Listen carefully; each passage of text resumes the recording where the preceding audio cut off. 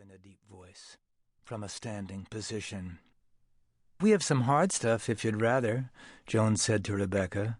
From Richard's viewpoint, the remark, like those advertisements, which from varying angles read differently, contained the quite legible declaration that this time he would have to mix the old fashions. "The sherry sounds fine," Rebecca said. She enunciated her words distinctly, but in a faint, thin voice that disclaimed for them any consequences. "I think, too," Joan said. "Good." Richard took from the mantel the $8 bottle of Tio Pepe that the second man on the Spanish sherry account had stolen for him. So all could share in the drama of it. He uncorked the bottle in the living room. He posingly poured out 3 glasses, half full, passed them around, and leaned against the mantel. The Maples had never had a mantel before. Swirling the liquid, as the agency's wine expert had told him to do, thus liberating the esters and ethers, until his wife said, as she always did, it being the standard toast in her parents' home, "Cheers, dears." Rebecca continued the story of her first apartment. Jacques had never worked. Georgine never held a job more than 3 weeks. The 3 of them contributed to a kitty, to which all enjoyed equal access. Rebecca had a separate bedroom. Jacques and Georgine sometimes worked on television scripts.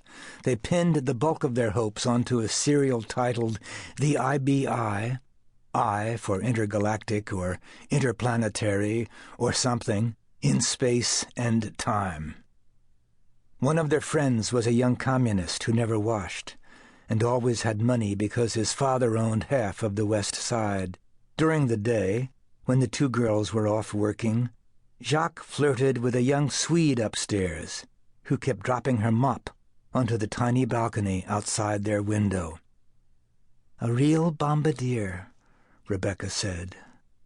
When Rebecca moved into a single apartment for herself and was all settled and happy, Georgine and Jacques offered to bring a mattress and sleep on her floor.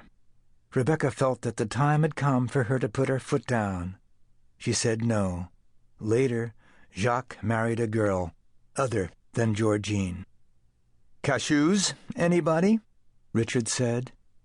He had bought a can at the corner delicatessen, expressly for this visit, though if Rebecca had not been coming, he would have bought something else there, on some other excuse, just for the pleasure of buying his first thing at the store where, in the coming years, he would purchase so much and become so familiar. "No, thank you," Rebecca said.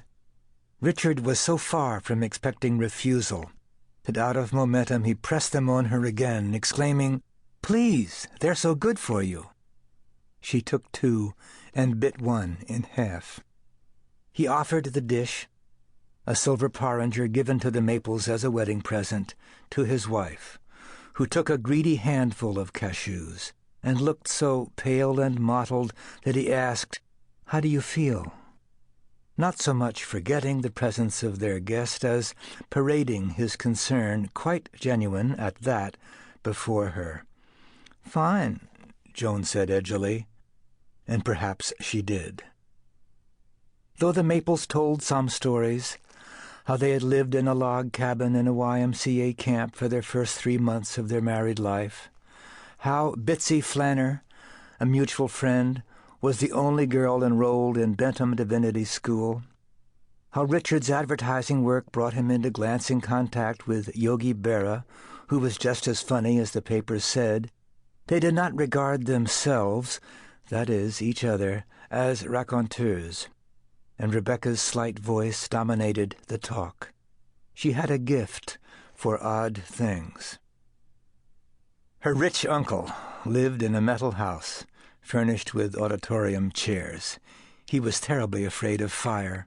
Right before the Depression, he had built an enormous boat to take himself and some friends to Polynesia.